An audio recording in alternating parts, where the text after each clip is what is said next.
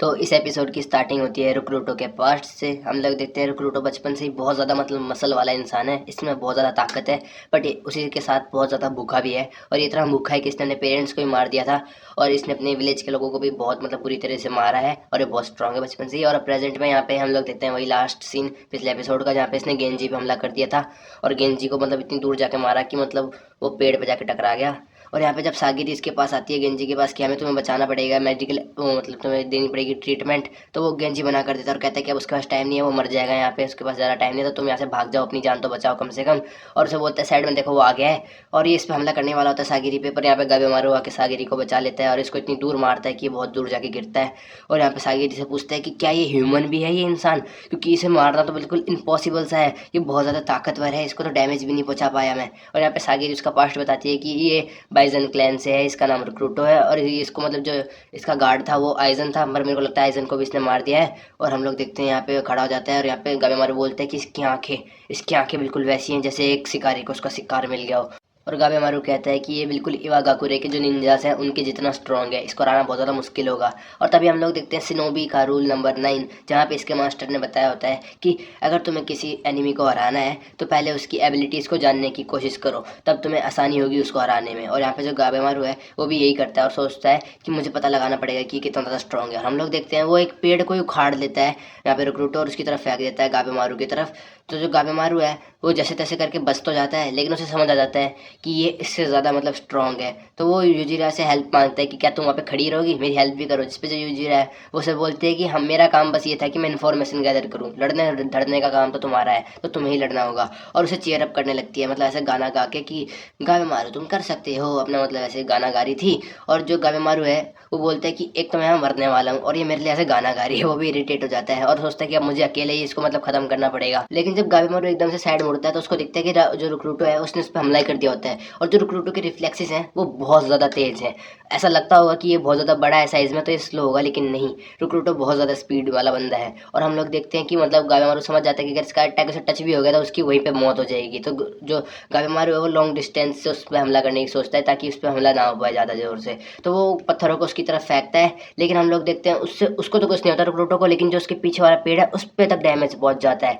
और अब यहाँ पे गाबेमारू अपनी अलग अलग टेक्निक यूज़ करने की कोशिश करता है जिससे कि मतलब वो रिक्रूटो पे हमला कर सके, लेकिन जो रिक्रूटो है उसका शरीर इतना ज़्यादा स्ट्रॉन्ग है कि उस पर कोई फर्क ही नहीं पड़ रहा होता। और यहाँ पे दोबारा से सीन शिफ्ट होता है गेंजी पे, जो कि सागिरी को भागने को कहता है, लेकिन जो सागिरी है वो मना कर देती है। तो जो यहाँ पे गेंजी है वो बोलते हैं कि तुम काफ़ी अजीब इंसान हो, अभी तो कुछ दिन पहले तुम मेरे से एक मैन की तरह लड़ रही थी और अब एक वुमन की तरह मेरा ध्यान रख रही हो, मेरी ब्लीडिंग रोक रही हो। जिसपे वो बोलते हैं कि अभी बात मैन और वुमेन की नहीं है, मैं बस चाहती हूँ कि मैं अपने सीनियर को या फिर अपने मास्टर को बचा सकूँ। और यहाँ पे जो गेंजी है वो बोलता है कि अच्छा तो मैं समझ गया कि तुम किस तरह से जीती हो, तुम ये नहीं देखती हो कि ये काम मैन का है, वुमन का है, या फिर एक ताकतवर इंसान का है, कमज़ोर इंसान का है, तुम उस काम को कर देती हो, तुम बीच का रास्ता चुनती हो, और शायद इसी वजह से तुम अलग हो हम सबसे।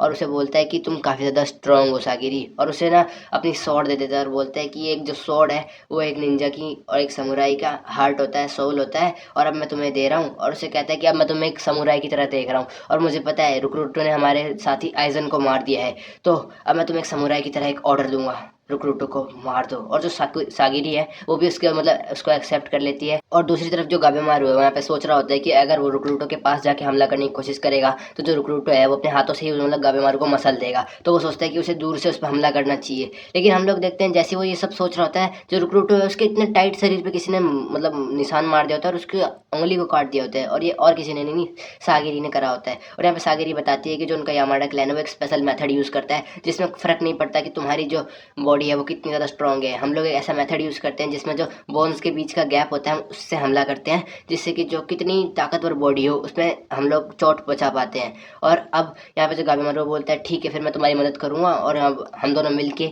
इसको मतलब यहाँ से ख़त्म कर देंगे। और यहाँ पे सेंटा भी बोलता है कि हमें इनकी मदद करनी चाहिए। तो जो यहाँ पे यूजिर है वो बोलते हैं कि चुप रहो यार, तुम ऐसे इंसान नहीं हो कि किसी की मदद करो, ठीक है यहाँ पे बैठे रहो, हमें बस वेट करना है कि ये लोग आपस में लड़के एक दूसरे को मार दे और यहाँ पे कुछ देर बाद मॉन्स्टर्स आ जाए इनके शोर को सुन के, और फिर हम लोग यहाँ से भाग जाएंगे जब ये लोग यहाँ से मर जाएंगे।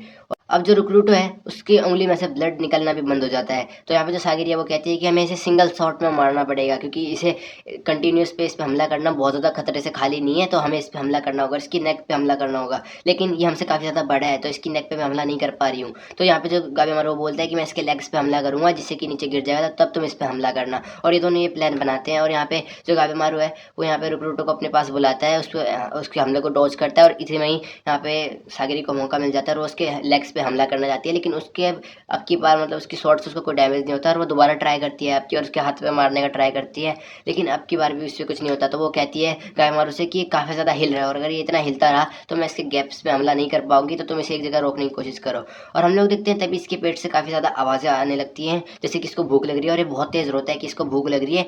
और हम लोग देखते हैं इतनी तेज़ रोता है कि इन लोगों से मतलब झेला भी नहीं जा रहा होता है, अपने कान बंद कर लेते हैं। और अब ये पागलों की तरह यहाँ पे गाबेमारू पे हमला कर देता है, और उसके मतलब जो गर्दन है उसको ज़मीन के अंदर ही मतलब डाल देता है। और वो हम लोग को लगता है कि यहाँ पे गाबेमारू मर गया, लेकिन गाबेमारू जैसे तैसे करके मतलब ज़मीन से बाहर निकल जाता है, और उसकी भी हालत ख़राब हो गई होती है। हमें लगता है मतलब अभी गाबेमारू को कोई चोट नहीं पहुंची, पर एकदम से हमें दिखता है कि जो गाबेमारू है उसको तो मतलब कुछ ज़्यादा ही चोट लग गई होती है। और यहाँ पे सागिर उसको चेक करने आती है कि गाबेमारू तुम ठीक हो ना, और इतने में यहाँ पे रिक्रूटर्स पे हमला कर देता है। लेकिन जो सागिरी है वो अपने मन को शांत करती है, और वहाँ पे उसके अटैक्स को रोक देती है, और वो ऐसे करते हुए मतलब काफ़ी ज़्यादा इजीली उसके अटैक्स को रोक पा रही होती है अब। और वो इतना इजीली ये सब कर रही होती है कि मतलब इन लोगों को भी यकीन नहीं हो रहा था कि वो ऐसा कैसे कर पा रही। तो यहाँ पे सेंटा बताता है कि यामाडा क्लैन में सागिरी की रैंक 12th है, पर यहाँ पे जो रैंक है वो स्किल्स के बेसिस पे नहीं दी गई है, वो इस बेसिस पे भी दी जाती है कि तुम आगे जाके इस क्लैन को आगे बढ़ा पाओगे कि नहीं। और क्योंकि वो एक लड़की है इस वजह से उसकी रैंक काफ़ी ज़्यादा गिर गई है। और यहाँ पे जो गेंजी है वो भी बोल रहा होता है कि सागिरी का बैटल फील्ड में एक्सपीरियंस बहुत कम है, बट जिस टाइम पे सागिरी के सारे डाउट्स क्लियर हो जाते हैं ना, तो उस टाइम पे सागिरी रैंक 1 वाले बंदे से भी ज़्यादा स्ट्रॉन्ग निकलती है। उसे इस आइलैंड के मॉन्स्टर से काफ़ी ज़्यादा डर लग रहा है, मैं जानता हूँ, बट उसे क्रिमिनल्स को सजा देने में बिल्कुल डर नहीं लगता है, और इसीलिए जो सागिरी है वो बहुत ज़्यादा स्ट्रॉन्ग है। और हम लोग देखते हैं यहाँ पे जो गाबेमारू वो भी बोलता है कि जब मैं पहली बार सागिरी से मिला था मैं तभी समझ गया था कि ये बहुत ज़्यादा स्ट्रॉन्ग लड़की है। और यहाँ पे अब जो सागिरी है उसने यहाँ पे रिक्रूटो को नीचे घेर दिया होता है, और अब वो मौका देखते ही यहाँ पे रिक्रूटो को मारने वाली होती है, लेकिन जो रिक्रूटो बच जाता है। तो जो यहाँ पे गाबेमारू है वो बोलते हैं कि अब हमारे पास ज़्यादा मौके नहीं है, तो मैं इसे यूज़ कर रहा हूँ, मुझे इसे यूज़ तो नहीं करना था पर कर रहा हूँ। और ये अपनी पावर एस्थेटिक ब्लेज को यूज़ करता है और अपने सारे जुत्सु को इसमें मिक्स कर देता है। और जो यहाँ पे यूजीरा है वो यहाँ पे सेंटा को कहती है कि हमें यहाँ से जल्दी भागना होगा, क्योंकि अब ये लोग इस जगह को आग लगाने वाले हैं। और हम लोग देखते हैं ऐसे ही होता है, गाबेमारू अपने सारे जुत्सु में यहाँ पे एस्थेटिक ब्लेज यूज़ करता है, और यहाँ पे चारों तरफ आग फैला देता है। जितने भी इसके जुत्सु हैं वो आसपास फैल के पेड़ों में लग जाते हैं, जिससे कि वहाँ पे आग लग जाती है।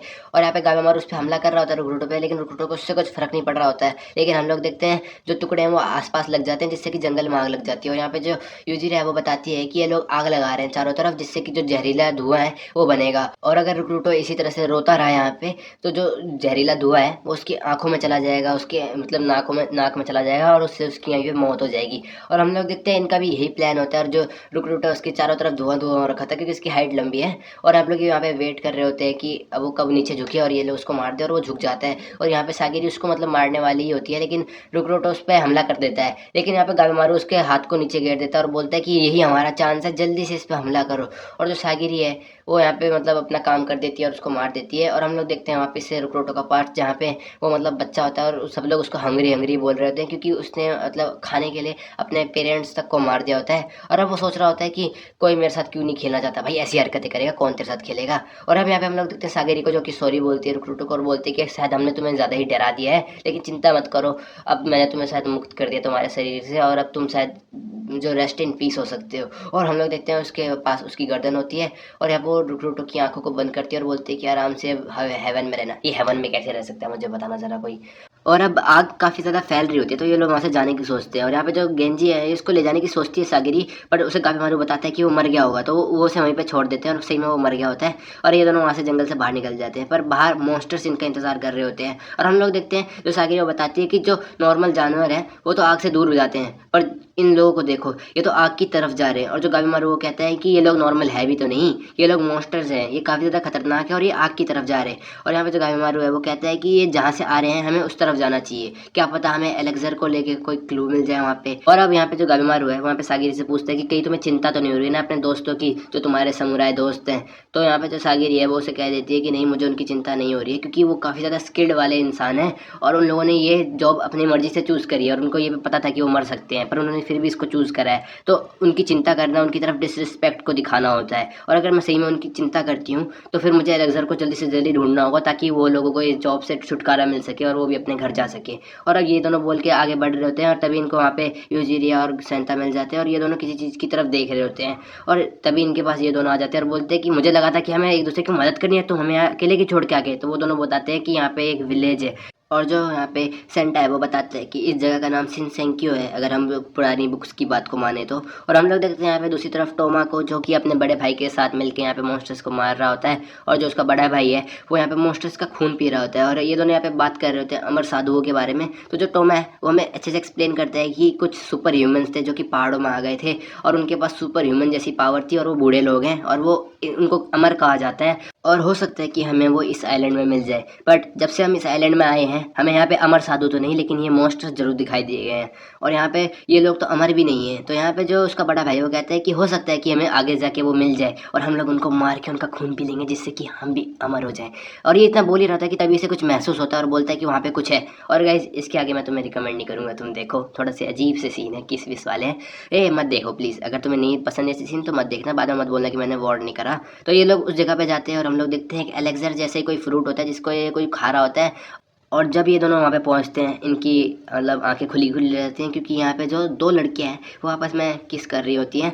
और हम लोग देखते हैं एक अजीब सी जगह होती है यहाँ पे ये, और ये दोनों यहाँ पे आराम से मतलब लड़कियाँ किस कर रही होती हैं एक दूसरे को। और मेरा रिएक्शन भी कुछ ऐसा ही था पहली बार ये सीन देखने पे। बट इन लोगों का रिएक्शन ये नहीं है, इन लोगों ने इनको देख लिया है। अब आगे क्या होगा अगले एपिसोड में पता चलेगा। इस वीडियो को लाइक कर दो।